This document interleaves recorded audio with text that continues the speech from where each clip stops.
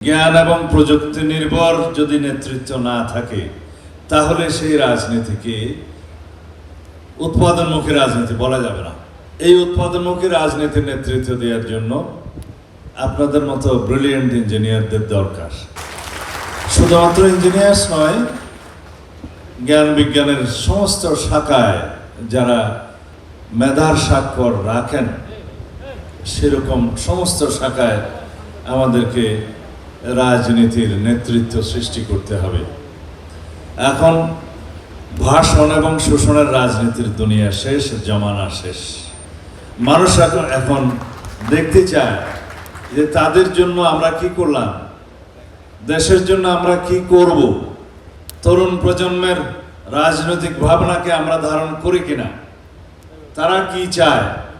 এই সমাজকে এগিয়ে নিতে গেলে বাংলাদেশের সেই তরুণ সমাজের চিন্তাকে আমরা ধারণ করতে হবে। আগামীতে এই বাংলাদেশকে তারা কিরকম দেখে